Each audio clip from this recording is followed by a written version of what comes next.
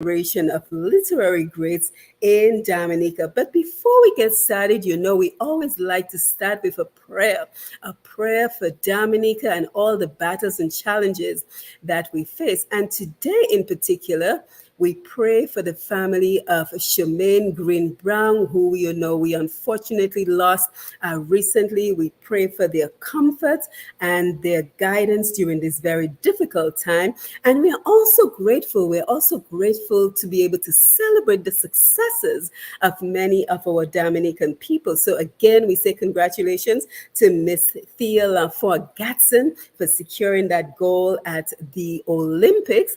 And we also have others to congratulate. We congratulate Coach Dunstan Maggie Peters, who keeps toiling and keeps striving for our young people, because I recently saw that two of his basketball students have, three actually, of his basketball students have earned scholarships to attend, I believe it's university in Missouri. So he continues to push for opportunities for our young people. And just two other organizations, and these are folks who have been with us that we continue to follow, and we continue to celebrate their successes. So we have Build Dominica, and they too have secured scholarships for two high school students who are now attending college in the U.S., a value of 45,000 US dollars. So we congratulate them. And we also congratulate the Dominica Livestock Cooperative as they continue to revitalize the livestock industry in Dominica. So this is what Roots Connections is all about. We're about featuring important people doing important projects, and we're about following up on how they are doing. So again, a very warm welcome to Roots Connections, and let me welcome our guests as they unmute their mics and they tell us a little bit about them. Just to greet the audience and say good evening. So we'll begin with the wonderful lady who reached out to me, Yolanda. Please introduce yourself and just say good evening to the audience for now. Good evening. Good evening. I'm so happy for this opportunity for my group to talk with you, Simone, and to share with the Dominican public at home and abroad about stories by children. My name is Yolanda Prince John Baptist, originally from the village of Grand Fort in Dominica. And I think that's for now. I Yes. think that's all I have to Yes, say. so we're just saying good evening. We'll have an opportunity to talk a little bit more. This being Roots Connections, we have to talk about your connections to Dominica. Yes. So let's also go over to Nicole Toussaint. Just say good evening. Yes, good evening to everyone. My name is Nicole. I'm from Grand Fort. I'm the niece of Yolanda John Baptist, Good. and I'm happy to be here to discuss tonight. Yes, and I'm very happy to see two young men joining us this evening. So good evening to you, True Francis. How are you? Good evening to everyone. I'm True Francis. I was born in St. Thomas and raised in Dominica, and I am one of the authors in the stories by children. Fantastic. And Imani, welcome, Imani. Okay. Good evening, everyone. I hope everybody's having a good day. My name is Imani Henry, of course, and I am the nephew to Nicole Toussaint. I started off in Volume One, and I intend to continue being an author for all future stories by children books. Excellent. So you will be one of our Dominica literary greats. I can already tell that we have two Dominica literary greats that we are nurturing their skills and talents. So again, if you're just joining us, we continue to work to position Dominica to take advantage of a world where change is the only constant. As always, we are grateful to you, our audience, and we look forward to your contribution to our discussions on Facebook and YouTube at Q95 FM Radio on both Facebook and YouTube, and Push Past 10 on Facebook. Don't forget to share the live, click that notification button so you will never miss a live program. We remain continually grateful to Mr. G, the Q95 family, Showin, Lambi, and everyone who keeps us connected to the program as we come together every second and fourth Wednesday to tap in to our human potential or human resources and begin to reverse that brain drain that the Caribbean region has been impacted over the years. So again, here on Roots Connections, we continue to recognize the incredible energy and potential of our young people and the need to invest in them so we can produce more Theolaphons. Whatever interests our young people have, be it music, be it business, be it sports, be it entrepreneurship, we have to continue investing in them. So we continue to ask the question, what do we need to do to continue to invest in our young people so that we as a society can benefit from their skills and talents? So again, it is great to have everybody here. So let's delve a little bit more into your backgrounds before we officially start the program. This being Roots Connections, we want to know all about your roots in Dominica and, of course, the family connection, because we can already hear that there is a wonderful family connection. So, Yolanda, again, I'll begin with you and let me go ahead and share the live with everyone who's waiting for the link. Okay, so as I said originally, I am from the village of Grand Fort. Was raised in Grand Fort, the last of a pretty large family from Fernance and Cyril Prince. Went to the Grand Fort Primary School, and from there I went on to obtain a scholarship to attend the Dominica Grammar School. Having graduated, I attended the Clifton Diffini Community College, and from there I started to teach. I taught for a number of years at the Convent High School. I was mainly teaching mathematics and computer science, was head of the mathematics department. Eventually, I moved on to the British Virgin Islands, where I continued as a teacher. I taught there for 12 years. And then I moved to Bermuda, teaching as well for 3 years in Bermuda. And currently, I am in the United States. I emigrated to the United States, and I would say that I am retired from teaching. Currently, I work in human resources as a staff development and recruitment. And my passion really is for what we are speaking about today. So I'm very happy again for this opportunity. Thank you. Yes, thank you so much. Nicole, a little bit about you. Yes. Hi, my name is Nicole, as I said earlier. Well, I have been working with the Department of Social Services, working with children and their families in vulnerable situations for the past 19 years. Um, that's my passion, working with children, seeing how we can develop them, how we can help them. I come from the Prince family line, um, and I'm very happy to be part of that family line. And that's what I can say on myself. I have a small family. Mhm. Well, my son, myself, and I'm involved in many community-based activities in my community to help and develop the youth and to develop my community, and part of my church committee as well to help and develop my spiritual life and other spiritual life. That's in a Excellent. nutshell myself. Yes, excellent. Thank you for sharing. Imani, tell us about you, what school you attend, what grade you're in, your favorite subject, what you would like to become in the future. Okay, I currently attend the St. Mary's Academy. I am going to third form next year.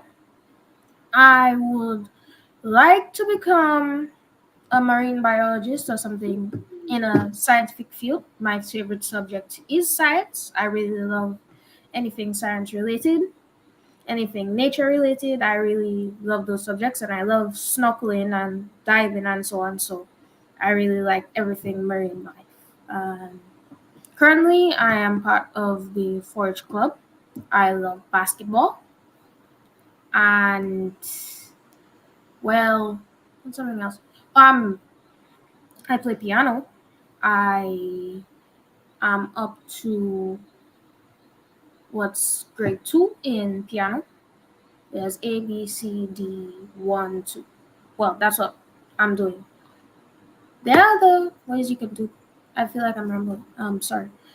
So there's a lot about me that I can say, but I'll just stop there. I Yes, fantastic. You did a wonderful job. Thank you for sharing. True, over to you. As I previously said, I'm True Francis. I currently attend the Dominica Grammar School. I'm going to second form. Um, some some of my main interests as of now be basketball, arts, and what I would want to become in the future. As Imani said as well, something science based where it can be physics, biology, or chemistry. Either one, each of them I love deeply, and yeah. And I also, as I said, I'm also an artist as well. I have many pieces, whether it be painting and some pencil drawing as well. And that's really about me. That's really all. That's really all it. Yeah. Hmm. Yeah, the two of you, the two of the youngest guests I've ever had on Roots Connections, and I'm feeling very encouraged to bring on other young people because you speak very well and you articulate yourself very well. So again, thank you for being here. So guys, let's jump into the conversation and tell us how this Stories by Children came about, the work that you're doing with your family group. So just kind of give us some information about what you're doing. Okay, I think I'll have the first go at that. Yes. So, the Stories by Children movement is actually the brainchild of our family group, the Finance and Civil Family Club. You may have noticed there are a few relatives in this panel tonight, and it's because we in 2018 established the Finance and Civil Family Club. We did that soon after Hurricane Maria had devastated the island. And I would say we are problem solvers. So, in looking at the situation, we asked ourselves, what can we do to mitigate or to see how we can deal with something like that happening again in a better way, be more prepared. And so we formed the Finance and Civil Family Club. It is a social club, but it is also a club that's geared towards assisting in terms of if there's any needs, be a financial need, assisting with health, sponsorship, assisting with education. And so in 2020, when the pandemic hit the world, we were faced with another challenge because it's a lot of our young people, and school was sort of had changed in terms of how it was presenting itself. And we felt that we needed to keep our young people engaged. And so we decided to have them to write stories. And we promised them, the children of the family, that is, we promised them if you write the stories, we will print it, we will publish it.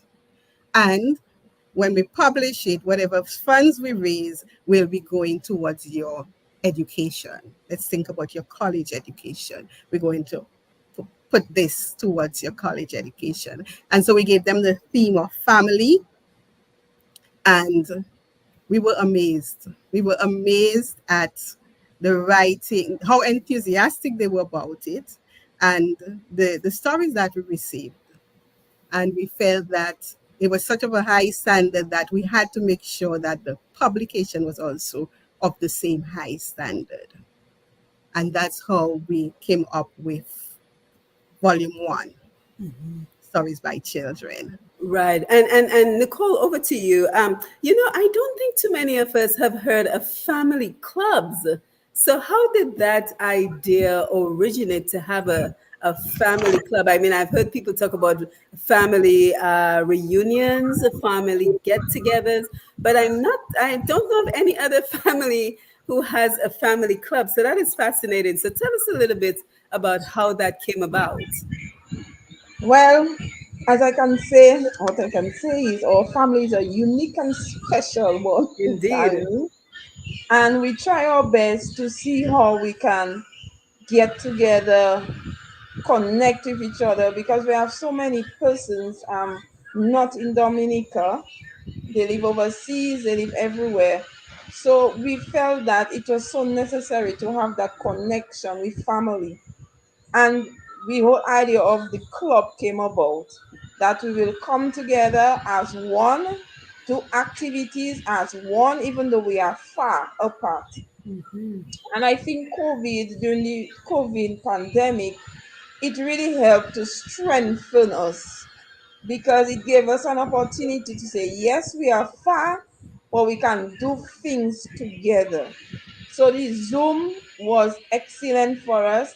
We had family gatherings, we had fundraising activities, whatever we could do together as family, we did it, and we just formed a club out of it. And that's the whole idea that we have with the family club, strengthening from the WhatsApp group chat that Auntie Yolanda spoke about earlier. Strengthening from the WhatsApp group chat, we just decided to do that. So we have board of governors, we have a treasurer, we have a secretary, we have Wow. subcommittees.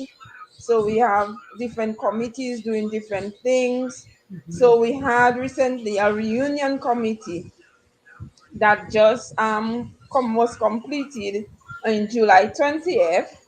So we had a subcommittee for that, part out of the governors, and then we have fundraising committee, we have the Stories by Children committee. So we have different things that we do part of the club, which makes it interesting for everybody. Right. And I'm just curious, how many family members are involved in this club? Because with all these subcommittees, I would imagine it's quite a number of people involved in the club. Yes, Yeah, I think there are a number of people, number of subcommittees, but we do it via Zoom. We have Zoom meetings. Every month we have meetings for our different subcommittees, but we do it via Zoom, or we have a WhatsApp group chat for the different subcommittees. So what we don't do via Zoom, we do it via the WhatsApp chat, and we have our discussions. And seeing that Dominica is the base, is our foundation, Grand 4 being our foundation, our base, persons in Dominica would more implement some of the activities, but it's been planned by the entire subcommittee. And Yolanda, I want to come to you so you can chime in on that as well. But in the meantime, young men, what I want you to think about while Miss Yolanda is answering the question is, how did you feel when the idea first was brought to you to write? Were you already interested in writing, or was it because of this opportunity you began to become interested in writing? So kind of think about that question for just a little bit while Yolanda, if there's anything you want to Well, I think Nicole did an excellent job in answering. I just wanted to add that we all, the family club really stems from, as I mentioned, Finance and Cyrilla Prince. And we have about 135 descendants from Finance and Cyrilla. And well, of course, some of them are younger, and we have all ages. We have first, second, third, and even fourth generations. So, yeah, it's about 135 of us. Yeah, so you guys must be seriously proud, because I don't think there are too many people who can say they're currently in active contact with 130 of their extended family members. So congratulations. Thank you. Yes, And we yes. And we do Zoom activities. We have games night via Zoom. We have carol during the Christmas season. We do caroling to our family members via the WhatsApp medium. We do different things to keep our family together and active. Yeah, and that is very encouraging for other families to adopt similar ideas of keeping your family together. But let's go over to our young man, Imani. Let me start with you. Do you remember the question? Yes, I do. Go ahead. I was very excited because this was about the time where I started getting more into composition as I was, I think, entering fifth form at the time, or maybe ju- fifth form. Sorry, when I was just entering fifth grade at the time, I just got out of um, 12th grade. That's when we really started doing, you know, English composition, and I got really good at it. I liked my compositions. I love the idea of sharing my ideas, things that I like to do, sharing a piece of my personality, putting my own flair on my own book, in my own book, to, have my own works in there. So I was excited. So I did a poem first about my mother. I really loved starting with family, and I love that that's actually the route we went with for our first book. And I was just really happy about it in general. I really, I feel like volume one was a great start. Yes, yes, yes. Thank you. And True, do you remember the question? Yes, I do. Good. Well, I was before the I was given the opportunity to writing the stories by children. I was already pretty deep into composition at the time. I was probably like one of like the best writers in my class during primary school. Ask any of my primary school teachers, they would say my writings are very creative, and the ideas I would make up for my stories are very unique. So when I was introduced to the idea of writing for Stories by Children Volume Two, when I grew up, I was introduced by my mother, and I was very interested. So I gave it a try, and when the book came out, I was pretty happy because I was basically an author at this point, Yes. and also fame. So yeah, and after that, my love just continued to grow. Even after primary school, I still write occasionally here and there. To just keep myself like in the grind and like in the mindset of a writer. If you know what I'm saying.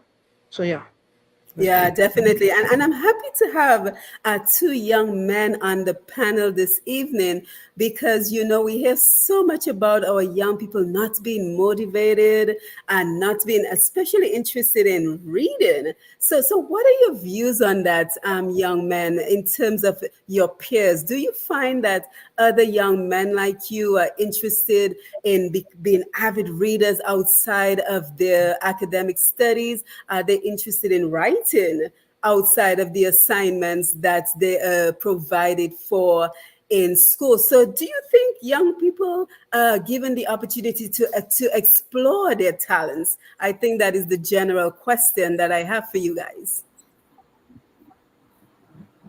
Well, to that, I have to say, basically, a lot of people love to read, especially interesting books and novels, and a lot of people love comics and so on. But I feel like a lot of people either don't want to put their writing out there because they're worried about like how people will receive that. Right. I feel like since Stories by Children came out, I feel like a lot more people started actually getting into writing, and of course, writing can actually lead to a bunch of different opportunities. You could become a Absolutely. songwriter, you Yes. could start singing, you could get into maybe theater, you could start producing your own movie or film in the future. So there are a lot of opportunities for young men sorry, young men. I feel like you know, it's just beginning to blossom. Our Stories by Children initiative, and I feel like it can get a lot better. But so far, I feel like there has been an increase in young men reading and so on. A lot of people Good. don't, but there's an increase. Yeah, and you're right, because having young authors like you presenting and publishing your work will encourage young men and young women to say, wow, you're a published author. I can do this too. So it is a great way to encourage other young people. True, you had any thoughts on the question? Oh yeah, I believe as well. Stories by Children has helped more young people to experience reading and books and stuff like that, and for other young people to come out and give out their own stories, or like different like their own perspectives on like different topics, real world topics, or maybe even just fictional fantasies as well. And as Amani said, writing can also help with can also help with you like different career options as well, or than just a writer, like an author and stuff like that. Could also like instead of like just writing down your ideas and stuff, or how I got into it, instead of writing down my ideas, I would project them in form of art and stuff like that. So yeah, that's what's in my Yeah, mind. yeah, and Yolanda and Nicole, I'm certainly not ignoring you. I'm coming back to you guys, but I'm just really engaged by how wonderful these two young men that we have on the program. I'm really taken by how impressive they are. So I want to just ask them one more question before we continue. So guys, do you think that your devices a distraction? Because we hear too a lot about people talking about, kids are locked to their cell phones and they're locked to their devices and they're spending less time on their schoolwork and less time on exploring positive activities for yourself. So, what are your thoughts on your devices? Do you guys have devices? And if so, how do you manage your time with your devices? Well, I feel like I do have my devices. I have a lot of devices. I spend a lot of time online, and I feel like there are pros and cons to that. Of course, a big pro is that you can find a lot of useful information Right. online.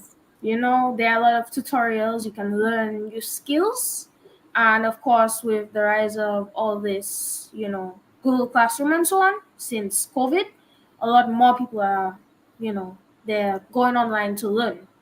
However, there is obviously the downside to being online. There's a lot of harmful information, and also there is the problem of a lot of people, there are things that will distract you from things you actually need to do, things you need to get done. Sometimes you have homework, you have something you need to do, and you go online to research some tutorial on how to do this thing, and then you get caught up in some random video that you didn't come there to watch. Yeah, it But happens to all of at the us. same time, there's one more thing I have to say is the FCFC Family Club. I don't think it would really have kicked off as it did It if we happens didn't to all of actually us. use our devices, if we weren't able to get on Zoom and have all of these activities. So, of course, there are cons to being online, but I feel like the real big pro is bringing people together online. Oh, Just like we fantastic.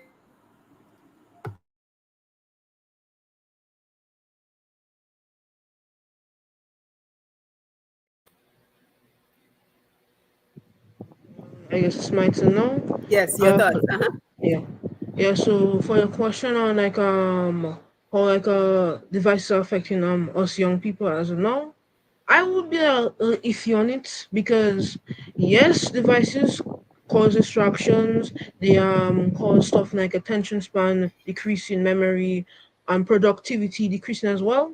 But also technology all devices also bring a lot of good stuff such as I might said bring people together through like Zoom, Google Meet, etc. Helping spread information through like forms of different browsers and stuff like that. Entertainment as well. But I find we can keep technology on our devices. It's just that we have to moderate, have like moderate or like amount of times we spend on our phones, devices, and laptops and stuff, and we can like after let's say after a little break on our phones, instead of continue scrolling and scrolling, we take a little time, go outside, give it a walk, or open a book and read, or just look outside your window and see what's going on around you and stuff like that. Mhm.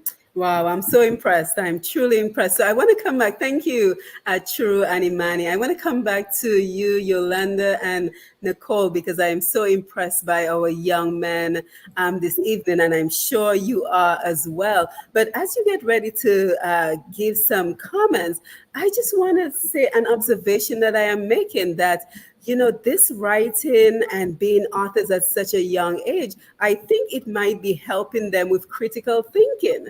So, what are your thoughts, Nicole, Yolanda? What are your thoughts? Because I can see that these young men are writers because they are well articulated, they're very composed, they're very confident. And Yolanda, I was very nervous when you said about bringing young people on, because I'm like, are they going to be shy?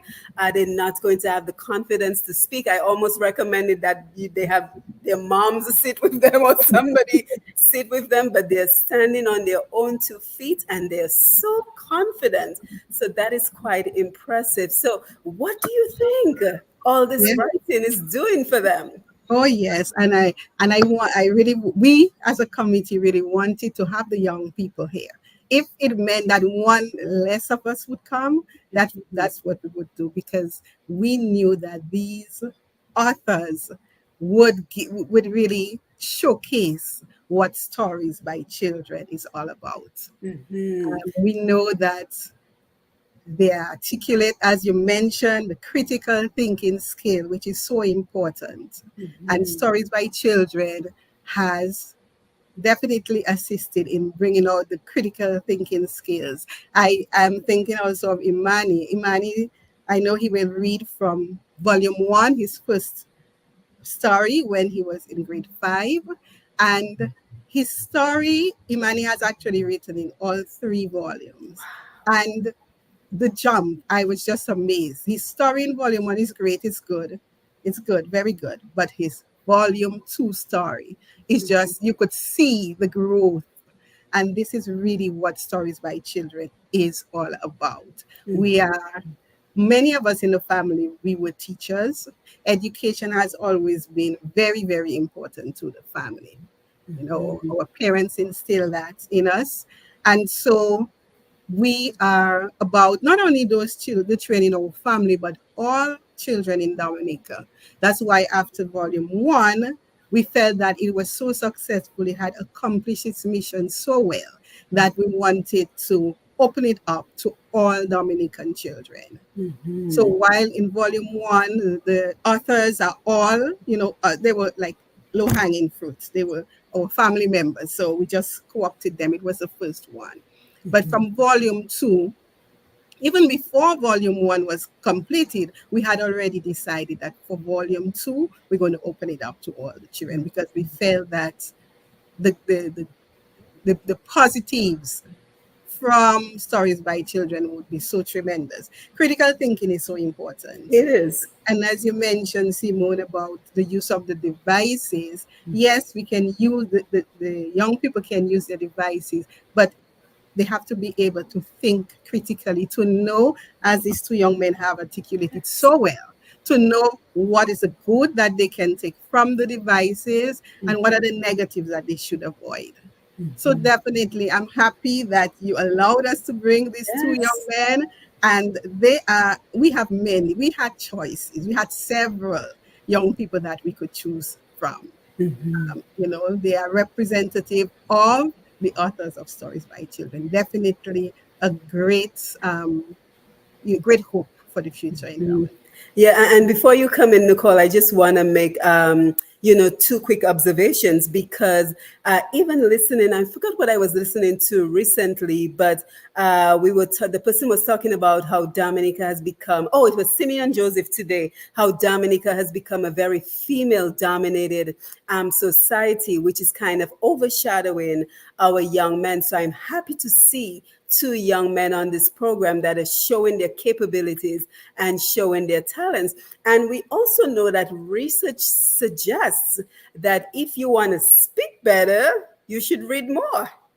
And I'm sure, as folks in education, you know that to be supported by research. So the fact that our young men are readers, it shows in their ability to communicate, their ability to, think critically and think of the implications for not only stories by children, but think of the implications for their schoolwork and for the careers they will have in the future. So this is very exciting. So Nicole, what are your thoughts as you see how these two young men are blossoming? Oh yes, the authors of Stories by Children. When you read this book, it's so amazing. You can really see that the children are already thinking. And as Auntie Yolanda said, Imani started off well, but if you see his volume 2 and volume 3, you can see he has progressed, and he really speaks well, and True did a very outstanding job. And I am the PRO for the Stories by Children committee. And when you interact with these children, when we interviews with them, sometimes we bring them on the radio programs so that they can express themselves and encourage the other children. And they are just doing a remarkable job. We are really proud of them. All our authors from volume 1 to volume 3, they are just doing an excellent job. And we are so happy that we opened the door for not only the family members, but also to give the public an opportunity as well to express themselves, because we see reading as a means of expression, as a means of helping them. I always say, if you can read, you can do anything. It can open doors for you for your education. And as the two young men said, it will open doors for you for other opportunities. Because if you can Absolutely. read, you can be a songwriter. If you can read, you can be a doctor. So it will open doors, and they are doing excellent job. Yeah, absolutely. And guys, do me a favor. Start getting your piece of writing together in the books. So, because we want to hear some of your stories. So, I think Imani, from volume 1, you're going to read My Mom. And True, I believe it might be volume 2, I Will Be. So if you guys can get that ready, so we will do that around the 9 p.m. or time. So just keep it nice and ready for when we come to that part of the program. So let's talk about, how do you recruit the young people? Because I'm hoping that at this point, this program is meandering its way to all the schools in Dominica, because it's very much needed. So let us talk about volume 1 and the authors who were in volume 1, and then let us talk about how you have grown and evolved over the last 2 volumes. So kind of just, what was the focus of volume 1, how you recruited the authors, and then the focus of volume 2, and we will do it for 2 and 3 as well. So volume 1, who are the authors? How were they recruited? Family members, I know. Yes. Yes. So volume one was family members, as we mentioned. As I said, low hanging fruit. We already had our family club. So it was very easy to just reach out to them through the family club. And we made the decision to use the theme family, in keeping, of course, with, we were really trying to promote our family club, and we were all family members. So we chose the theme family. That's how we started. And then as I said, towards the end of volume, as we were going through the volume 1, the process, we decided that for the next volume, we were going to open it out to all children of Dominican descent, whether they were living in Dominica or not, as long as they were, of Dominican descent. And what we did is we had a literary competition.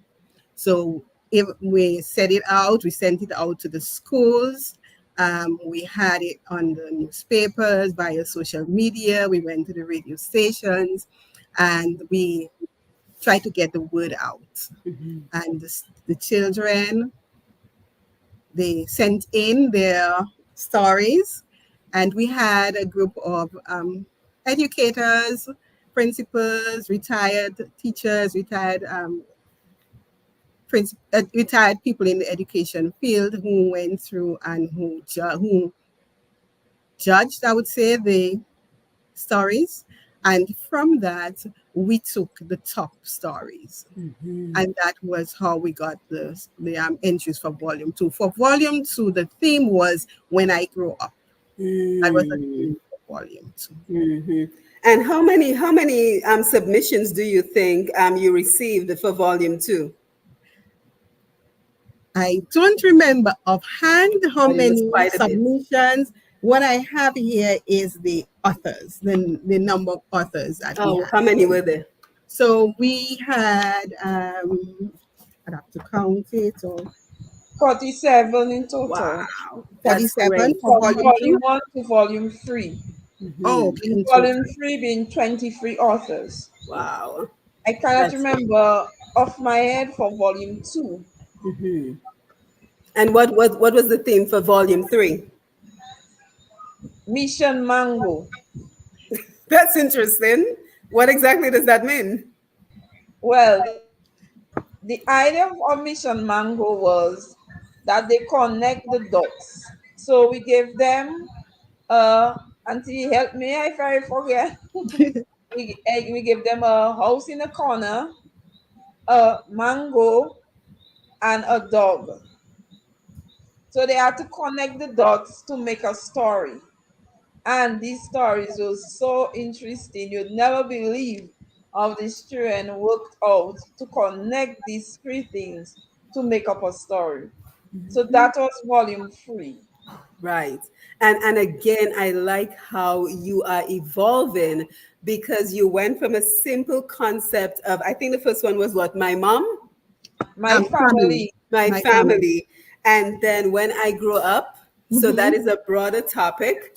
And Hmm. now what I'm assuming you're doing is creating opportunities for critical thinking. That's Because yes, right. if I'm only giving you a couple of items and I'm telling you to write a story, you have no other choice but to become creative. So oh how did you yes. guys come up with that concept? Auntie Yolanda will answer this one. Well, as I mentioned, there are many educators in the family, and we Yes, I could ourselves, I tell. would want to say that we are also critical thinkers. Hmm. So, you know, just brainstorming. Just we always come up with the next topics for the next volume before we release the current volume. We always Right. have the topic for the next one. We already have the topic for volume 4. We Hmm. haven't released volume 3 yet, so I won't disclose what that topic is. Absolutely. But so basically, just thinking what would be of interest to the young people, what would inspire them. We want them to think creatively, as we've been discussing, because that's what writing is all about. It really helps you to develop your brain, develop your thinking skills. Problem solving is important. So we just discuss among ourselves within the Stories by Children committee, and we decide on what we think is the best next story. And there's always going to be another one. So Good. there's hopefully will always be something to inspire and encourage our young people to write. And we're gonna get more specifically into the books in just a minute. But I'm curious. True and Imani, do you have any thoughts you would like to share at this point?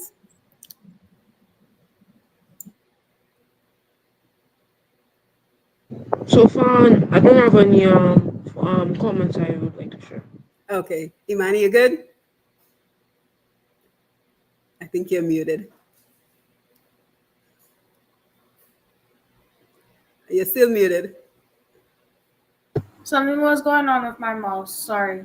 Oh, that's fine. Um, I just wanted to say that I feel like from volume 2 to volume 3, I hope that these titles and these ideas start getting more and more advanced, Hmm. and maybe soon we'll be writing basically entire stories in one, like entire books. Maybe it will get to the point where you have multiple fully fledged authors writing one piece. Of course, it's going to start off like this, the way it is now, but I hope in the future that as we start going further and further with Served by Children, we'll keep doing it for children, but start increasing the sorry, increasing critic the capacity for learning, increasing basically the ideas that children can have. Maybe at a certain point we could make it so that they have to use their brains, they have to think so well to the point where it's like they basically made this entire world, this fantasy world, where they have to think about and explain every topic, every little bit that they add to their story, and that we really start thriving in Dominica and in the diaspora and getting better and better and better and better, and it will open up more job opportunities for more people, and that the world will just advance. Yes, very well said. And I'm just curious, as Imani was talking, so will it be at one point open to the suggestions of the young people? Because as we can already see, they have good ideas in terms of where they think the project should go. And I made a note, yes. And the other thing we also have to keep in mind, which I am firmly convinced of, is that our young people want to be challenged. And I think that is what we are seeing here, that we complain that our young children are stuck on their devices, they spend too much time on their cell phones and their other devices. But how are we challenging them? Are we giving them reasons to not be on the device? Are we giving them opportunities to grow outside of being on these devices? So I think you can already see the ripple effects of a project such as this. So any thoughts on that, Yolanda and Nicole? Well, I agree with you 100%, Simon. As a teacher and as a parent, um, I've realized that, the home is where you really have to give give the children options. It doesn't Hmm. make sense complaining that a child is not learning or the child is not interested. We have to find out what it is that they are interested in and allow them opportunities to succeed. All children want to succeed. We Yes, all and they want want to to be succeed. challenged. They want to be challenged. Yeah. That's where the success comes through from as well. Because if the thing is something hard, if you are able to accomplish something hard, something that is intense, you appreciate that. It means something to you, and then it spills over in other areas of your life, other academic subjects, where you gain that confidence. All our children can learn. Absolutely, absolutely. And I think that's how you grow, because growth equals being challenged. If Yes, you're never yes. challenged in life, then you never have an opportunity to think beyond your current status. And I'm coming to you, Nicole, but I was curious if you guys know of the Bernadette Francis Foundation, because they too, as well, they're doing a lot of work in the area of literacy for our young people. So are you familiar with them? Because I think that is an important collaboration that should happen. Yes, I actually saw their program with you, Ah, and good. I thought the same thing. They're doing quite a bit with literacy, and yeah, I'm thinking about it, and I was thinking to myself, we could probably collaborate with that group. So we're definitely open to it. Yeah, and I will exchange Cody's phone number with you, because he will be happy. He's one of those people he's always looking for the next opportunity to collaborate, to grow, and to do more. for our young people in Dominica. So I will be happy to connect him with you. Before I come to you, Nicole, we're coming up on the 9 p.m. hour. So we will be taking your phone calls at 9, and I'm coming over to the Facebook for your comments as well. So keep them coming. So again, we are talking about how are we nurturing the next generation of literary greats in Dominica, and we're joined by the folks of Stories by Children. So we have Miss Yolanda John Baptist and Nicole Toussaint. I think, are you John Baptist too? I thought I saw that in your name. And two young authors, True Francis, as well as Imani Harris, Imani Henry. My apologies, Imani Henry. But the other thing I want to talk about real quick, Nicole, let me come to you for your comments. And then I also want to go back a little bit because you talked about the funds from the sale of the books would go towards the scholarships. So I want us to explore that topic a little bit further. But Nicole, you had any thoughts? Yes, yes. I just wanted to just support what Auntie Yolanda said. We have to give children opportunities.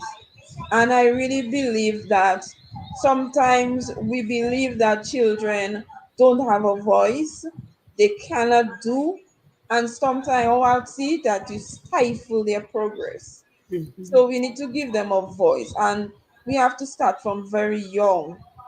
I remember growing up, I always had storybooks, and I was always given the opportunity to read those books and being read to.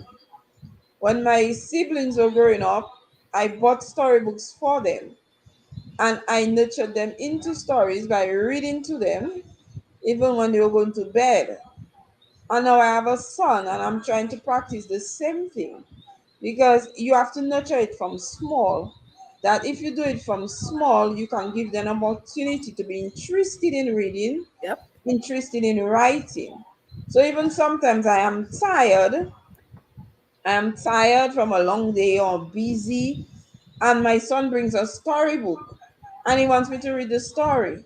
Sometimes I have to take out the tiredness, I have to put things aside and just read it to him. Sometimes he doesn't want to read on a book, but he wants to act out the story. So I have to be Rapunzel and he has to be the Snow White or something. He wants to act it out. And even if I'm busy, sometimes I'm tired, I'm not in the mood, you have to make the time. So I believe that we need to nurture our children into reading, and we have to give them an opportunity to thrive into reading. Very well said. Yes, so the scholarships, how has that been going? So tell us a little bit more about that. Okay, so like I mentioned earlier, from the onset, from the very beginning of the Stories by Children project, we were thinking of the young people and their educational goals, because we see many young people who they become frustrated as they grow up because of the lack of opportunities for further education.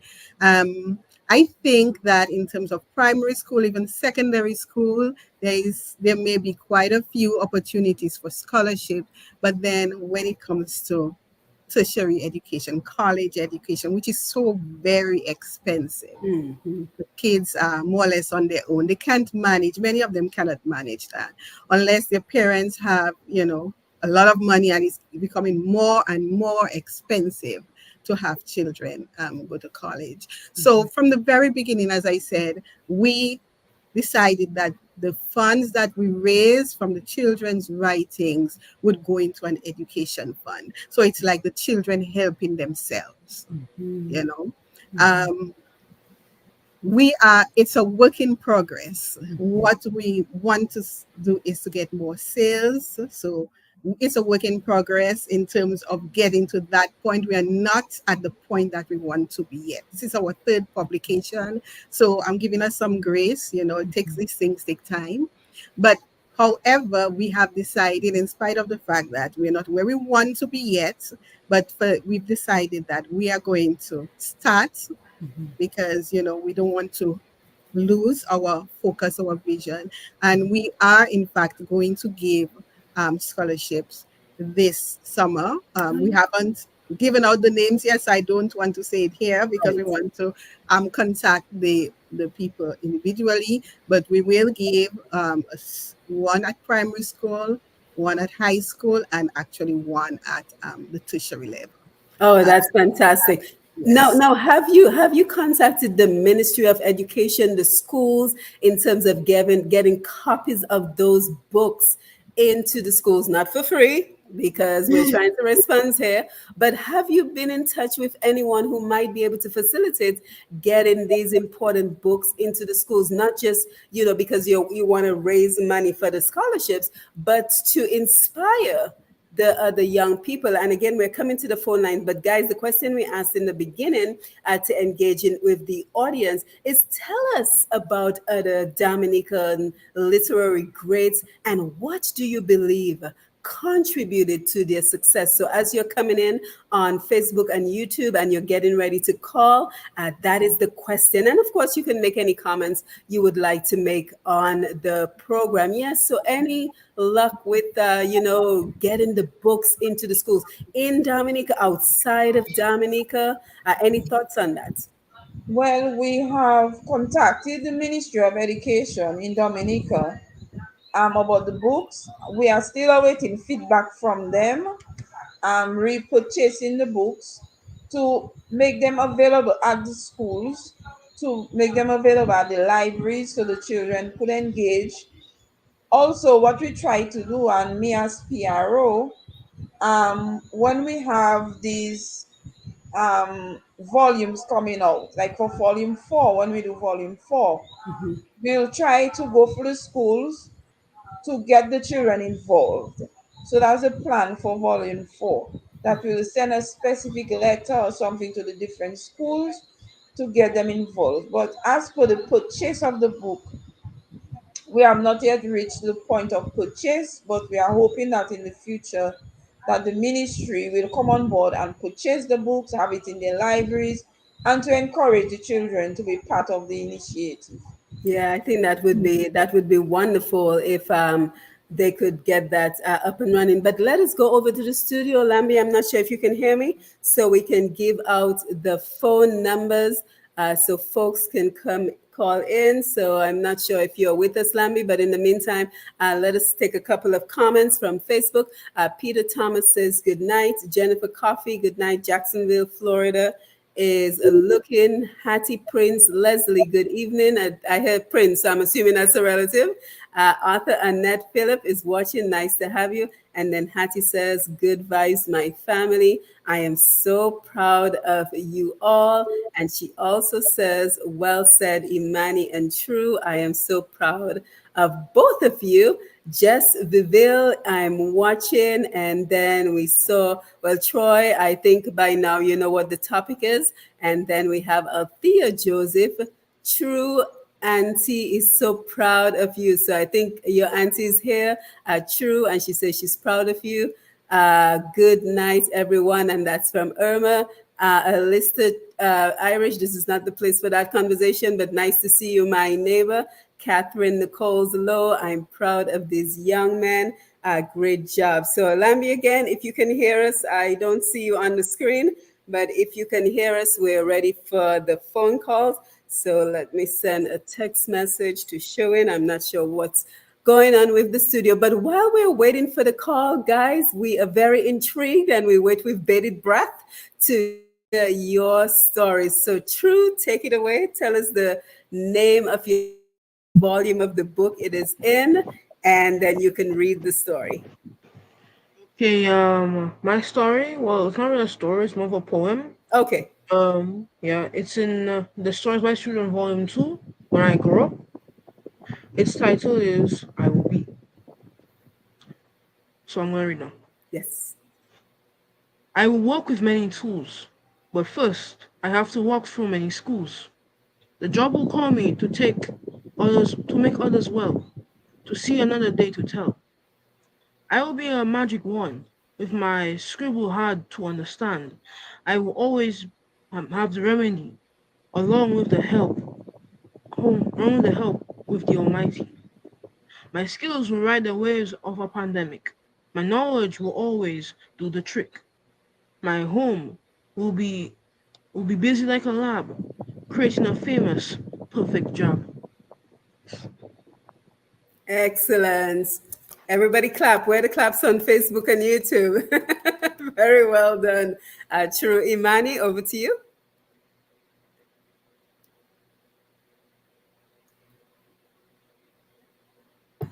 All right, my story's name is My Mom. This is from volume 1 of the Stories by Children book. All right, for those of I this is live, so I guess I can say for those of you just tuning in, this is in the Stories by Children book. Um, I'm not sure if we still sell it. We used to sell it at Jay's. I'm not sure if it's still there. I should still be at Barnes and Noble. I'm not sure. Uh, anyways, this is My Mom by me, Imani Henry. Okay, it's a happy day. My mother is here. One hug from her and all that calls clear. All in all, she's pretty fair. She shows me much love. She's more graceful than a dove. Not just me, but my family agrees that my mom's beyond compare. Something that puzzles me is how my mom carries all her responsibilities and still has time for me. Mother, I love you. Everything I do, it is all for you. My dad and I admire you. You know this is true. Very well said. Very well done. Hand clap, clap. Everybody's clapping. If you're not on Facebook and YouTube, you won't see us, but we're all clapping for these young men. So again, guys, thank you for being here. Hopefully, Lambi will join us back in just a little while, but let us continue with the conversation. So Yolanda and Nicole, let us talk about your successes and challenges so far and kind of what is next for you guys. And then what I want us to do is kind of show the book. I have already posted the contact information for getting the book, but let us kind of delve more into how folks can get the book. Why is it important to support such an important initiative? So let me come over to you, Yolanda. Okay, so the books are available from Jay's bookstore, so they can be purchased from Jay's. They can also be purchased through Amazon. They can be purchased through our website, www.storiesbychildren.org. And yes, we do encourage everyone to get a copy of Volume 1 and Volume 2. Before the end of this year, we will be publishing the third volume. So in terms of our successes, I will have to say that the fact that we were able to produce 3 volumes in 4 years, I think that's great success. Excellent work from the Stories by Children team. The book is self-funded, so it's family members who have been funding the publication of these books. And hopefully, so one of the things that we're looking for is to expand our sponsorship so that we can really meet the goals that we have for Stories by Children, not for ourselves, but for the young people. You know, we want to give the young people hope. I think without hope, that's when young people go astray. That's when Yes. they end up doing things that they not supposed to be doing because it leads to frustration. And also we are giving parents hope because we know that as a parent, if you know that your child has aspirations or the child is bright or well, all children, practically all children are bright anyway, and you want to see them prosper, you want to see them reach their full potential, but many parents do not have the resources to assist their children. So we are offering hope to parents as well to collaborate with us, and let's work together for the good of all the children of Dominica. Very well said. Nicole, any successes, challenges you want to share with us? Well, the success is is that we give the children the opportunity to express themselves. That's a great success because when we open the advertising or the press releases on the social media to invite children, they do participate. The challenge I see with that is that we need more participation, that the word goes out to more people. So we have to try to get that word out to a wider population for the entries to be sent in and things like that. So I know on my part as PRO, I have to step up a little on that area to get the word out to the public, to the children, to the parents, to encourage. A challenge I see as well is that the parents sometimes don't support the children. They don't encourage them. They may hear it on the radio. They say, oh, the child doesn't want to do that. And then they will just leave it as that. And they don't encourage enough for the children to reach to the point of, okay, I will write, I will send an entry. So that's one of the challenge that we face, that we don't always get the support of the parents, of the family, to encourage the children to give in their entries and to be part of the initiative. And another challenge is that, as Auntie Ananda said, we work with the family members to finance the initiative, which sometimes is a great challenge for us because we are just starting up, and it is a challenge financially, but we are doing what we have to do to make it real, a reality for the children. So we have a great challenge with the financial and sponsorship. Sometimes we'll ask for sponsorship and we don't get positive feedback. So we would want more people on board to support us in the initiative. Because at the end of the day, it's not for us, it's for the children to open their minds, to help them financially with their education, to move them up and step them up in life. Yeah, and I also want to broaden the conversation as well because, again, like, how do we reach the young people?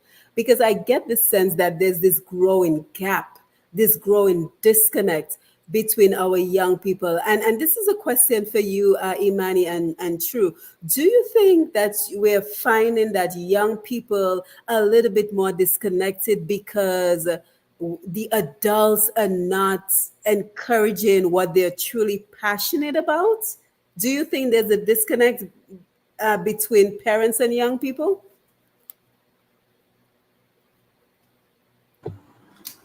I do believe so, to a certain degree.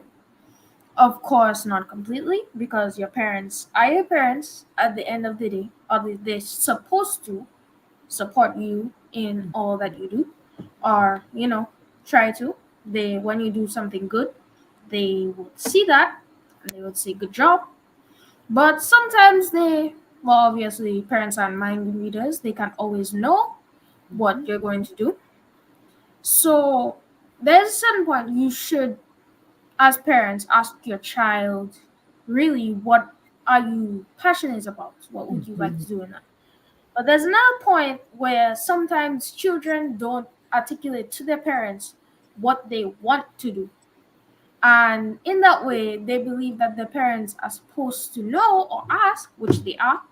But I feel like every child has a responsibility to tell their parents, hey, mom, or hey, dad, I want to do this specific thing. Can you help me with that? Or can you be there for me when I'm going out and they say, hey, I saw the children don't really read news. Sorry, listen to news anymore or even read newspapers. They should. But when you do, you should say, hey, mom, or hey, dad, I heard on the radio they have a new Stories by Children volume coming out. They're having all these people going up. If you get published, you may get a scholarship. You tell your parents that, and they can say, okay, that's great. I'll be there. I will back you. I'll make sure that, you are able to publish this and that it is seen and that it is your best work. Because sometimes children can do better work, but they are not able to because they're not they don't feel like they are being supported by the parents. So in that way, they feel like if they do this, this is good enough. But really, you should have someone checking over your work. So I feel like when you have this group of people coming together and supporting you, coming together and telling you, okay, this is what you should do. This is not up to par in this certain area. If you really want to get in, you need to work hard, you need to get this done, and you need to make it better. I feel like that would be great. And in that situation, when you actually make it and you become an author, there will be, you would respect yourself a lot more and you would respect your parents a lot more, knowing that if you work hard and you set your mindset to it, you will be able to perform greatly. Very well said. And it's that sense of fulfillment, right, that encourages you to do even more because when you see what you're able to achieve and you have the support of your friends, your family, it encourages you to want to do even more. True, you have any thoughts you would like to share? Could you repeat the question again? You were Yes, buffing I on my end. can. So I was asking, do you think there's a disconnect between young people and, adults, their parents? And do you think one of the reasons is because young people don't feel like their passions are being supported enough? Well, yes, I do agree that there is some of a disconnect between parents and their children. Main reason because parents well yeah like back then and even sometimes today, like parents they expect the child to do what they want to do in life but couldn't achieve. So like that, but so let's say the child wants to do X, but the parents wants the child to do Z. If it becomes like a conflict where where the each child wants to do something different, and they can't really come to a mutual agreement on something like that. So yeah. Yes, very well said. And Yolanda and Nicole, I want to come to you guys because I want us to talk about how do we engage young people more because this is such a great program, a great opportunity to engage even more young people. You guys should have like, hundreds of stories coming in because young people are more engaged. So what can we do, to engage young people? But I like that point that Imani raised about listening to the news because I grew up, and I'm not sure if you guys did as well, but I grew up in a time where in Dominica, I was encouraged to read the newspaper. So my dad would bring home the newspaper and he would have us read an article or two, and then we had to discuss it. What did you learn? What do you agree with? Do you not agree with? I mean, are we still seeing that in Dominica? So what are your thoughts? And again, how do we engage even more people? Because that is certainly a challenge that we are facing in Dominica. Well, in Dominica, I think in this time, not only in Dominica, I think all over the world, Yes. I think that the device and the social media outlets have taken place of a lot of things. In my time, I'm not very old, but in my time, we did not have all these social media and phone. I got my first phone maybe when I was 20 something years of age. Hmm. But in this time a child is in primary school, they already have a cell phone going to school because the parents will say they have to contact them when they finish school, they want to know where they are. So phones come in very early and then they have a lot of screen time. We don't monitor sometimes their screen time. So in this day and age, we have the social media outlets taking over what we know to be better. Right. So they will not spend time in books, even to do a research for their homework. Instead of maybe going to their textbooks to read it, they'll want to go to Google to get the information quickly. So it's a lot of change in the whole dynamics of things. So I think this thing of the books being part of the children, it's a little far off now in this society, not only Dominica but also overseas. Yeah, very well said. Yolanda, over to you. How do we connect? How do we bridge that gap and engage our young people in Dominica? And like Nicole said, very good point, beyond Dominica. Yeah. So what is easy for the young people is just not generally the best thing for them. Mhm, And parents have to understand that. I think parents have to be parents, and knowing what is best for the young person, we have to insist upon it, because later on in life they will reap the benefits of it. mhm, um, we want our young people to read, and we want them to write. There's no getting away from that, because in today's society critical thinking is so important, mhm, and the device is easy, but it's not necessarily the best way for them to develop their critical thinking skills. mhm, It's not the best way for them to be able to focus and to, learn to even delay their gratification so that they can achieve higher levels of work. mhm, And so, yes, we know that the times are changing, but the importance of intelligence and critical thinking will never go away. And so, the parents who are insisting on that in their children, the children are going to benefit. And so, all parents should strive for that with the kids. And we, with the stories by children, we really, as Nicole said, our goal is to get the word out as much as possible. And we have to use the things that the children are engaged in, like yep, social media. yep. We're also looking for brand ambassadors that the young people can relate to spread Mhm, that message, because we have to get them to do the things that are to their benefit, and make it appealing to them, because we know mhm, it is to their benefit.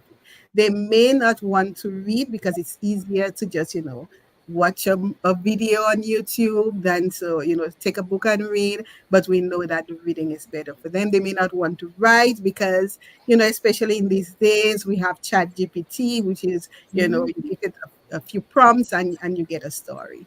But that is not going to really help them in the long term. So we have to, yes, engage them at the level they are, but strive to bring them up to a higher level that's going to be mhm. beneficial to them. Yeah, and that is exactly where I was going next, AI. But before I do, in terms of brand ambassadors, what comes to mind is what about, a lot of the young people look up to our bouillon artists. So the Shelleys of the world, Triple K young man, they're still relatively young. I know they've been in the business like over 20 years. But what about, just getting them to take a picture with a book? To say the importance and just posting it on their social media. I really don't think that is a lot to ask of young people, that our young people can relate to, and not just music but any particular field. I know we have some young comedians coming up in Dominica that a lot of folks are watching on social media. Have them post a picture to say, don't have you done your homework yet? That's a simple phrase. Have you read a book lately? That's a simple phrase. So lots of ways to get role models that these young people are looking up to. Maybe the Colin XPs of the world. When we think of our young girls, the young lady who just won the Booyah competition, her name doesn't come to mind right now, but she too can be a role model for our young people. But let us talk about AI, because I was just floored. I was watching the Olympics and the AI commercials were running, and it just seemed like AI is going to be taking over writing everything and reading everything, and we as humans are going to become obsolete. So I was very concerned. So what role, guys, what role, let me come to our young men because I like conversing with them. Guys, what role do you see AI, artificial intelligence, playing in your world as you continue to grow in your education, as you get older with pursuing your jobs, your careers? Do you think AI will be important in your lives today and in the future? Well, honestly, as many people now push to improve AI and where it is today, where somebody can just write ChatGPT to the point Yes. where I remember this. Yeah, I shouldn't say. Um, to the point where you actually sometimes have to think about when you're reviewing a story as a teacher, what like if there's AI actually in the story, Mhm. like if somebody just run this through ChatGPT. The thing is nowadays, thankfully, the well, maybe I should say thankfully, but thankfully, the AI is not as good as it could be, and some ideas that AI has are half baked. But imagine a future where you can just basically say 5 words, and all of a sudden you have this entire enticing, wonderful story that everybody loves. I feel like that just it discredits a lot of amazing artists that have actually put their heart and soul into their creations, and now people can just do it in 2 clicks. It makes it feel less climactic, less amazing, less respectable. I feel like AI shouldn't be to the point where you can just 2 clicks and all of a sudden you have everything you could ever need in life. I feel like we shouldn't have that. I feel like we should strive to work hard. Working hard is a thing that we should aspire to do. That's something that we need in our lives. We need to be able to set a goal, to set this challenge. Say, by this time, I'm going to become this in life. We should be able to achieve goals by ourselves. I can imagine a world where you just have basically this phone right next to you.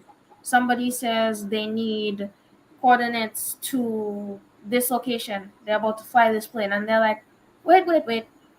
Instead of you, I can just get my phone to pull up the coordinates and do the entire plane. It'll reach there in the next hour and a half, and then that's it. But I feel like it makes our lives easier. It does. It makes our lives easier.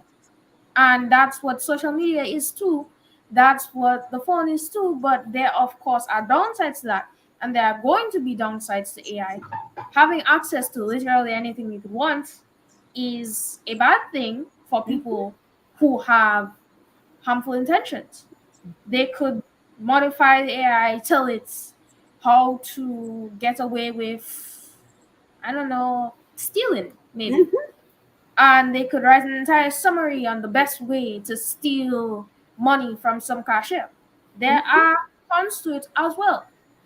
I, I really do not want to see AI in the future get better than it is today. There are multiple other things that we can develop without relying on artificial intelligence at all. I don't think it should be a thing today. As a matter of fact, I feel like that should be something that is banned or at least limited to certain things. For example, you should not be able to write a homework story with AI. Sadly, you can, but you should not be able to. Yes, very well said, Imani, that there are benefits, but there are serious, points of conflict that comes with AI and how it can threaten so many industries, not just in terms of writing and being authors, but also I recently had a guest on a program. That song, the Thea Laffer song, is completely artificial intelligence. No one is singing the song. The song was produced. The singer is AI. The only thing that is not AI are the lyrics of the song. And one of the reasons that the guy who did it, Mr. Sam George at TDN Radio, he did it to show the force of that AI has becoming. And I agree with you when you say that it almost devalues the work of us as human, because here you can have someone spending hours writing stories like you guys have done so very well, and then you have somebody else who can simply type 5 words into chat gpt and get a story as well. So how do we guard against this? True, do you have any thoughts on that? Is AI a good thing, a bad thing? Pros and cons of AI in terms of being an author and just in general. Well, I would say for AI, it's there's some good sides to it, and but with those good sides, there comes bad with it. Yes. Yeah, AI was created to make our lives easier. So like menial tasks such as like video editing, other stuff like that, making making like digital spaces and stuff like that. Hmm. It will make our lives easier. But now it's made our life easier. When something comes, like let's say for example, someone makes a story also from AI or video from AI, doesn't really doesn't really feel like it doesn't feel like someone like it like degrades it. It degrades it. That's what I'm trying to say. It degrades like it doesn't really it's like it's just someone just lazily typing whatever into a Right. prompt and the AI doing all the work. It doesn't like doesn't like really give their meaning to hard work and achieve and working hard to achieve your goals. It just allows people to become lazy and not as productive, yes, as they would without AI. Yeah, true. You're right. You're absolutely right, because one of the implications is that we become less critical thinkers. Because why would I spend time being a critical thinker and solving problems when I can just simply type it into, what is it called, Imani, Chat GPT? I can simply Yes. type it into chat gpt and have it do the work for me. So you're right, it will make us less creative of thinkers if we choose to engage in it, and also less productive as human beings. So Yolanda, Nicole, I think our young men have given us quite wonderful responses, but I also want to hear your views on, as you continue to pursue this journey of stories by children inspiring young authors in Dominica, even beyond Dominica. Do you think that AI is a threat to the field of literature? Well, it's there's certainly major concerns Yes. regarding the use of AI, Hmm. and so that's why we have to sort of hold the line. We have to get our young people writing so that they develop that skill. We cannot, depend on the computer to develop the critical skills that we ourselves should have, the critical thinking skills. Because, as we mentioned so many times, without that critical thinking skills and problem solving skills, we will not continue to evolve and to develop. And we don't want a world where we are being controlled by the computers. We want to always be at the helm. We want to tell the computers what to do. We don't want the computers to tell us what to do. We've seen that too many times in movies, and it never ends well. So I'm so happy to hear that the young people articulate the importance of hard work, because a lot of times, it seems that hard work is getting a bad rap. People think that it's something negative, but it is so important for a sense of fulfillment, our sense of achievement. And if we don't have that, then that's where, you find young people, they have no purpose. And without purpose, they end up doing things that are detrimental to themselves and the society. So there are lots of concerns about AI and ChatGPT. Obviously, there's use for it, but we have to be careful. So I think one of the ways at least we can combat that is to ensure that our young people have those critical skills, those writing skills, so that they're not necessarily dependent on AI, but they can articulate and express themselves. And that's one of the things that Stories by Children is trying to do. Very well, sir. I'm going to come to you, Nicole. But before I do, again, if you're on Facebook and YouTube and you want to be acknowledged for being here, I encourage you to post a comment. Let's see. Irma says, very good job, both of you. Catherine, you guys are awesome. Story by Children team. How do other children get on board? We will provide the contact information again, Catherine, so stay tuned for that. Troy Undefeated says mindful initiative. The children are the future. Catherine says, I think the other way around, sometimes parents will tell them about these things, but the children are not interested in that. So you cannot force them on it. And I just think it's kind of unfortunate because many times parents want to live vicariously through their children.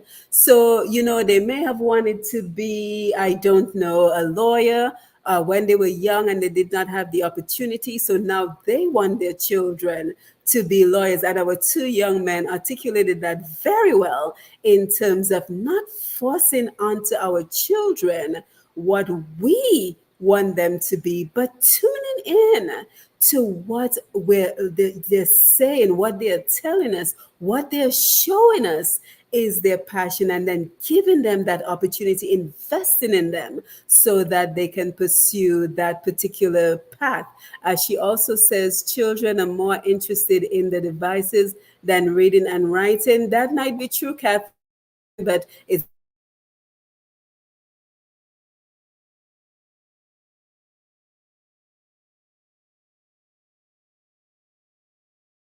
we have as we continue here. We have June, and June says, June Pascal, good night.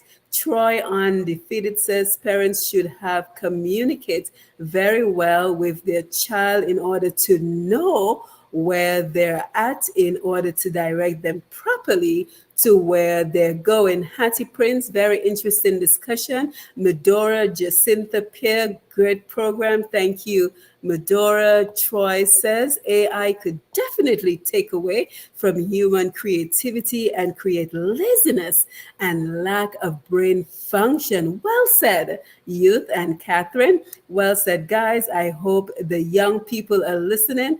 Irma, straight to the point. True. AI makes you a lazy thinker. So thank you, Facebook and YouTube. Unfortunately, if you're listening via the radio, I do regret not being able to take your phone calls. I'm not sure what's going on with Lambi in the studio, but I have not been able to connect with him so he can give out the phone numbers and he can also take the calls. So I do apologize for not being able to engage with you via the phone. But if you would like to chime in, we are on Q95 FM radio on Facebook and YouTube, and we are also on Push Past 10 on Facebook if you would like to contribute to the conversation. So, Nicole, should we be concerned about AI? Yes, I think so because I see when sometimes I do some work at I do work on the You're muted. Unmute. Anthony, You're Anthony, muted. oh Cole. sorry my hand pressed. I was saying that we should be concerned because sometimes you write something on your computer, you're writing a paragraph or something, and then the computer wants to tell you how you should put it instead. And sometimes when they give you these suggestions, it takes out the essence of what you really want to say. So I think True Imani did an excellent job in really expressing the pros of the AI. So I'll not even repeat it, but I think there is something that we should look out for and be concerned about.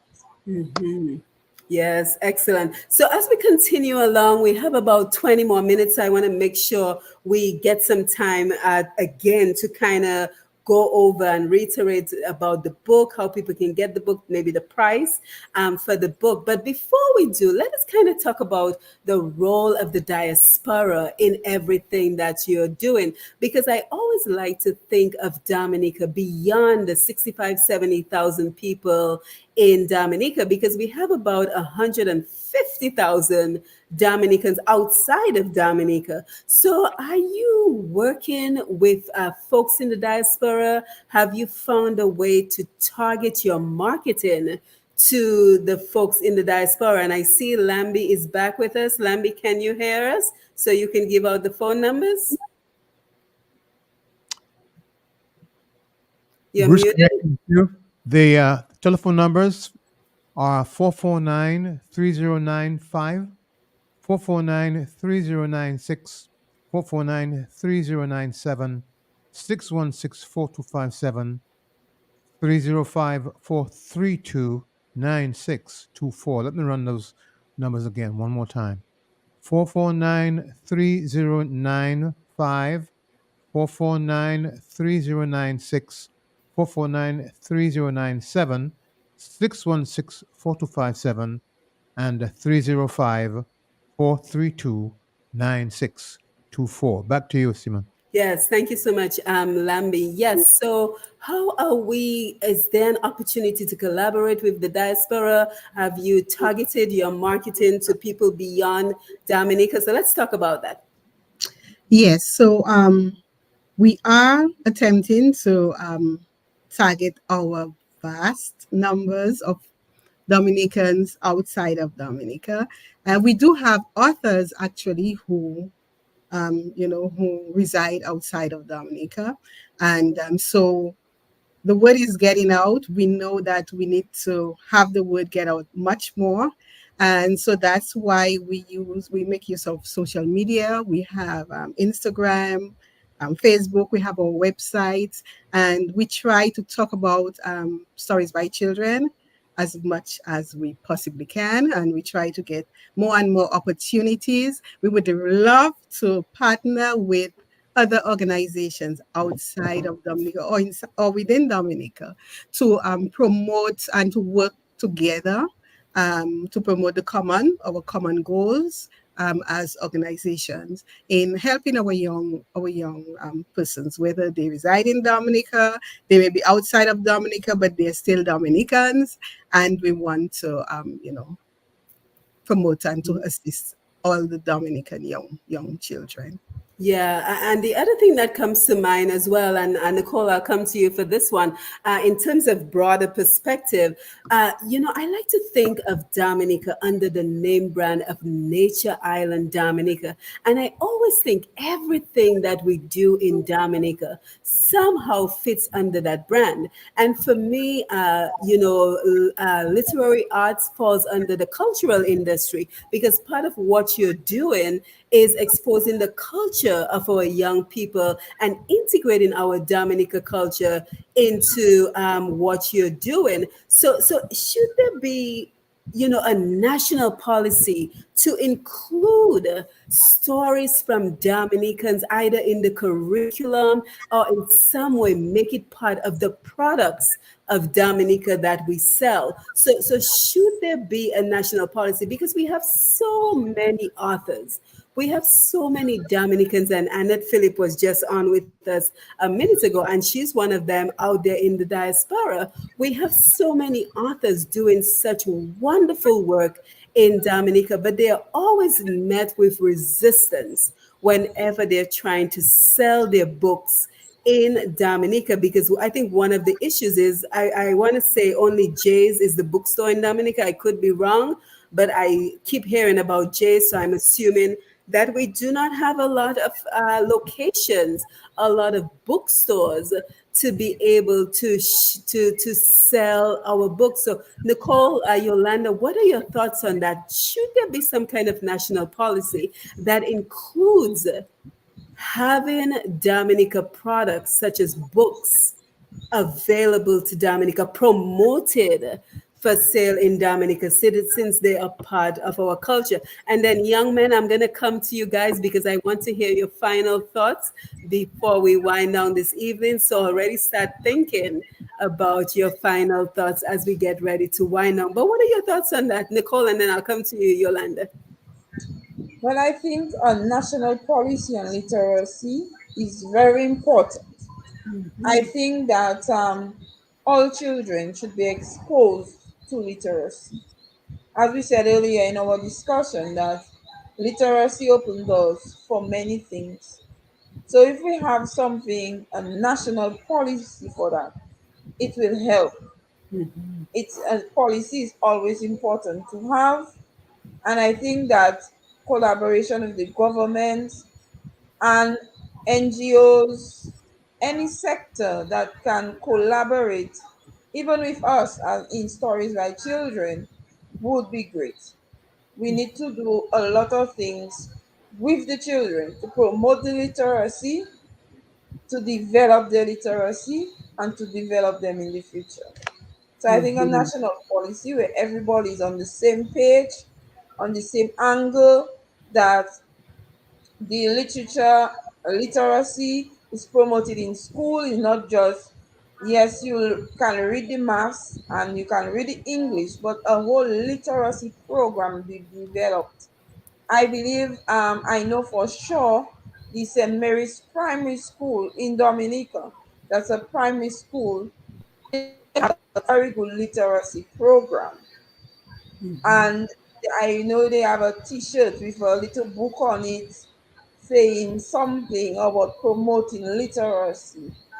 And I think a lot of schools, many schools in Dominica, don't have that compact program. I'm not saying it doesn't exist, but a compact program should be instilled in the school from a very tender age to develop literacy. So we could maybe start with that, to have something structured that every school must follow, and the Ministry of Education would forward that kind of initiative to have a national policy done on literacy. And I want to come to you, Yolanda, but Troy is raising a very, very important point. He says, and plus the Dominica Public Library near Fort Young Hotel is no more and has yet to be reconstructed. He's shaking his head. Can you touch on that big point, please? So, what are your thoughts on the fact that the public library is no longer in existence, thereby impeding young people's opportunities to get reading done? Because I grew up in the public library. Straight up, I grew up in the public library. That is where we went to socialize. That is where we went to read. I read just about every Nancy Drew and Hardy Boys. And then there was one about becoming a medic. I swear I was going to become an EMT, but that didn't happen. But that is where I developed a love for reading because of the public library that offered us a space to socialize, but also offered us an opportunity to take books and to read and to learn and to grow. So what are your thoughts on both the national policy as well as the importance of the public library that is hasn't even started construction, I don't believe, at this point?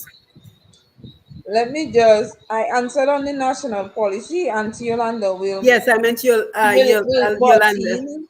Yeah, will butt in after, but I just wanted to touch on a bit on the Yes. library in Dominica. We know it was destroyed during Hurricane Maria, but it's not that it's not existing. It's a different building. The building that was destroyed needs to be fixed, but there is a library Where is that it? children can go to get books, can go to do their research. That library, it's in the building. I'm not sure if the person know where Jay's bookstore Okay. is in that street. Okay. It's Mapao. There's this game place, Mapao, and you just go down, like you going Okay. towards the church on that same street. you will see the sign saying the National Library. So Excellent. there is something which exists, just that it's not the old building that we know of before. But Hmm. children go there, sorry, they get books, they Oh, can go to do their research. But good. what we have found is that they'll find it easier to just go on Google and research than they will go to the library and get a book and read and understand and get the information.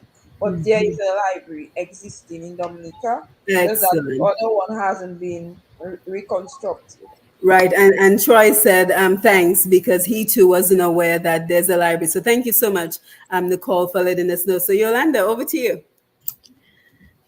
Yeah, so I'll speak first about the library because um, there is the fact is that the library in Roseau have in fact bought several copies of stories by children. So I have to say that the public library in Roseau has supported stories by children, both volume one and volume two.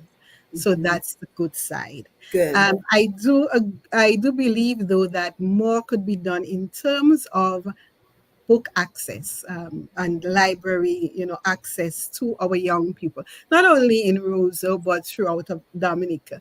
And that is why Stories by Children actually has taken up the project of little libraries. So we are um, embarking on creating and setting up small libraries in communities.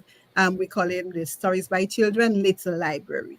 We've already established or installed one in the village of Granford. That was our pilot project a few weeks ago.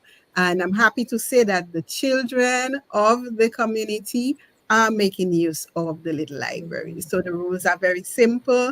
It's a little house, like a little toy house, I would say, a little small house with books. And the children simply have to take a book, read it, and return it. And they have been making great use of it. This is something that we want to continue throughout Dominica to really expose our children, continue to expose our children to literacy. And in terms of the policy, as Nicole said, a policy is always good because it means that we are all on the same page. We all have the same goals. We are all moving in the same direction. And our using our books, whether it's be the children's books or adults' books, but books of Dominicans would be so inspiring because it will show us that people like us with the same history, with the same culture like us, are able to think critically enough and to sustain their thought process enough to create a book. And that can be very, very, very encouraging to the children and to the entire society. And with that policy on literacy, I think that it will hopefully encourage Dominicans to value Yeah. these books. I think sometimes, unfortunately, persons may think it's a great idea, they love it, but they will not want to buy a book, which is so important. You support by putting your money where your mouth is, so to speak, and not only for stories by children, but for all local authors in Dominica, local writers in Dominica. If we want to encourage them, we have to buy their books. That is how we truly encourage them. And that is how we truly show that we appreciate their work. Right. And I always say, it's another great way to show that we are turning our passion for Dominica into action for Dominica. Because by buying these books, you are literally investing in the future of our young people. Because again, the proceeds for the book goes towards a scholarship fund. And already stories by children, offering 3 scholarships, I believe, this year. So imagine the implication if even more of us are willing to purchase the book. So we're going to come back to you, Yolanda, so you can give us some final details again about the book, the price, where to get the copies, kind of show us the copies towards the end. But before we do, I want to come to our 2 wonderful guests. You know, ladies, it was wonderful having you, but I'm going to just tell you my preference this evening were for the 2 young men. I'm sorry. I'm just going to say my preference were for the 2 very impressive young men who joined us this evening. And because of you, Imani and True, I am now encouraged to bring on young men and young women to articulate their views and to express their concerns. So you have opened the door for young people like you to come back, and I hope that you will come back again. I would love to have the 2 of you as guests on the program. So do you have any final thoughts you would like to share as we wind down this evening? Oh, oh, Yes, go You ahead, can go True. first. Yes, go ahead, True. okay. So your question was, why aren't people today and aren't they exposed to literacy back as back then, right? Yes, go ahead. You can respond to that. Uh-huh. Uh-huh. So I think the reason is it become the internet, because many because like no nowadays, any question we have is just a Google search away. Yes. So, so back then, when you all were kids, if you all had a question or need to study, you all would, go to the library, find an encyclopedia or dictionary or whatever, and take your time and study. Well, for us now, we can just go on our phones or laptops or whatever, and just get the answer email like that. And since we call the internet, the governments, I'm not saying, I'm not, implying anything. The government has said, we don't really need the library anymore. We have all this internet and devices and stuff. So that's why I think, people and as today as are involved in literacy as they were back then. Yes, very well said, True. Thank you so much. Imani, your final thoughts? And thank you, guys. Thank you for joining us. So, going over what you said, I believe that really we should have something in place like a, of course we are doing this library for spoilers by children, there are libraries in place, but something I'd love to see be implemented is a yearly, already starts by children is kind of doing this, but I'd love to see an official sponsored yearly competition for authors to just, let their creative juices flow and just come together and make this amazing work of art, have this amazing book, and at the end maybe you could have it published, or you could have someone come out and sponsor them or pay for a scholarship or so on and so forth, give them money to do so on. I would love to see that because, as True said, nowadays, you can just go up and look up the answer. But the problem of many things, but the problem is when you go up and look up the answer to a question, you don't learn the method that you need to actually answer the question in the future, which would mean now you're not actually learning the question. That would lead you to just go back, look on Google, and have to basically go over, do the question, go find the method all over again and do it. Whereas when you write it in your book, you don't have to go on Google every time. You have this physical copy that you have here that you can do this thing. So I love to see a lot more people implementing different writing skills, different methods in order to make these amazing stories that we're doing and have it be a competition to show who's the best of the best author. You could even have it like how they have all these competitions for music, Yep. how they have all these Booyah Monarchs coming up and so on. You could do something like that for a literary competition. It could be possible. I hope it happens one day. That would be amazing to see. And see someone crowned as the literacy monarch of Dominica. That I would love that. I And love that. I love that. The literacy monarch of Dominica, Yolanda and Nicole. That is an idea we need to explore. I love that. The literacy monarch of Dominica. And I like that he said monarch because it could be king or queen. Thumbs up, Imani, and thumbs up, True. I truly enjoyed engaging with you too. And of course, Nicole and Yolanda, but especially Imani and True. I am beyond impressed with how well spoken you are. And Peter Sweeney says it well. Very articulate young people. The future is bright. So thank you guys. Let's just take a couple of comments before we wind down. Medora, many people don't know about the library. I certainly didn't know, hearing that for the first time. So thank you again, Nicole, for letting us know. Troy says there are books people can learn to trade from, very essential, making reading fun and productive. Hattie, the public library is located on Kennedy's Avenue. It is a smaller version of the previous library. So, guys, thank you so much for educating us on the new location of the public library. Marshall, always great to see you. I always prefer to smell my own first. It helps with creativity and exploring my mind. But there are times I Google the spelling. Catherine, great idea. You guys are brilliant. I agree. You guys are brilliant. So, final thoughts, Nicole, and then Yolanda, I'll come to you so you can tell us once more about getting the book. Nicole, your final thoughts? I just want to encourage the general public to support the children. Mm-hmm. I mean, sometimes you may look at the book and say, oh, that's the price of the book, it's too expensive.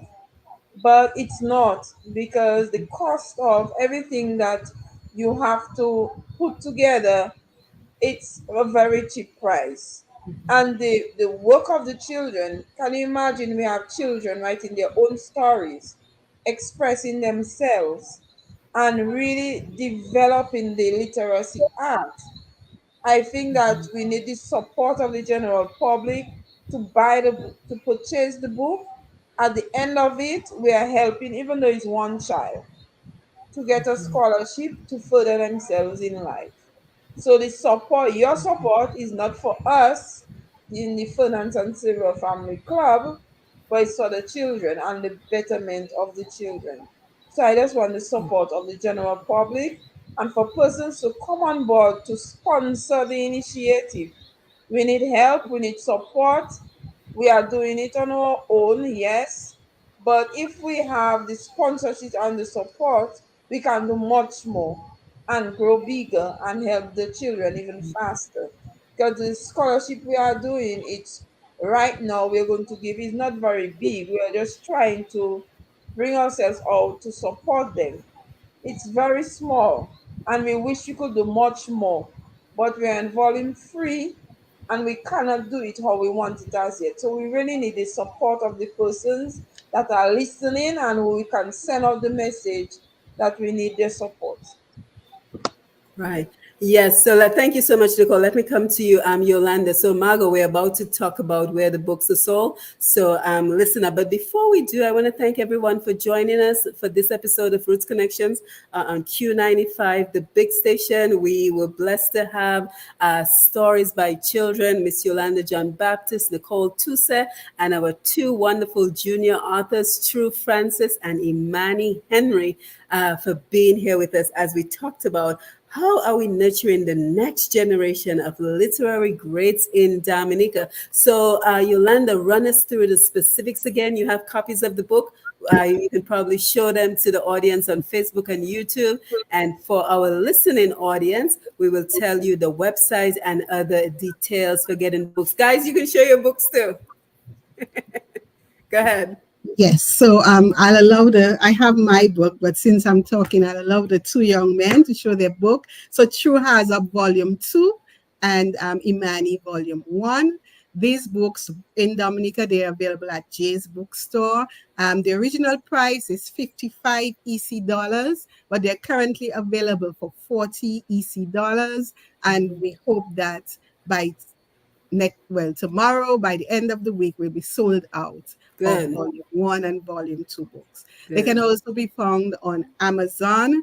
Um, and if you search on Amazon, if you put in finance and similar, it comes right at the top.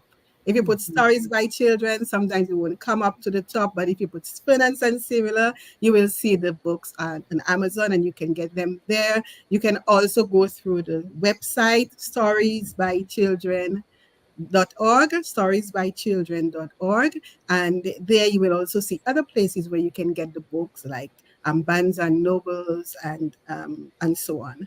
So I just want to say thank you to the general listening public. We thank you for your support that you've given us so far, and we look forward to continuing working with the young people through Stories by Children. Yes, and is there a contact link on your website if people want to contact you through your website? Yes, Okay, yeah, we because I can be usually just contacted. like to give one website with the contact information because once we start talking about the email address, then people get confused. So you can simply go to www.storiesbychildren.org, and you will be able to see the books. You'll see the options for getting the books. Of course, if you're in Dominica, Jay's bookstore has the books, and you can reach out to them via the website as well. So that way we can have you get in touch with them. But I want to thank everyone. I want to thank you guys for being here. Stories by Children, your very important initiative on engaging our young people, on fostering an environment of critical thinking, problem solving, even with the threats of AI. You are moving forward in terms of developing and investing in our young people. And that is what we are all about here on Roots Connection. So again, having that strategic action plan of how are we investing in our young people so we can create the next generation of literary greats. And again, once you catch the replay, I want you to tell us all the literary greats that come to mind. So again, thank you for joining us for our number one program that features the people, the projects, the initiatives geared towards moving Dominica forward. I am Simone Matthew, and it is always wonderful to be here with you as we continue to give our people opportunities to explore everything that is important for moving Dominica forward. Remember, follow Q95 FM radio on Facebook and YouTube, as well as Push Past 10. And if you're also interested in seeing how we continue to harness the power of international radio technology, social media, podcasts to leverage the expertise of our Dominican brothers and sisters at home and abroad for the benefit of us all, you can see all the work we do on Push Past 10 by visiting www.pushpast10.com. So again, thank you everyone for being here. Lammy, thank you for being on the console, showing. Thank you for keeping us connected. Mr. G, the Q95 family, again, thank you for this opportunity to be able to feature all the wonderful things that we are doing for the betterment of Dominica. So guys, feel free to say goodbye, good night. Imani and True, I hope we didn't take too much time out of your Bye. Good night. enjoy the rest of the summer break. And Bye. yeah, Yeah. have a good Bye. day. Take care. Have a good evening. Yes, same here. Bye bye. Bye. Bye. Bye. Bye.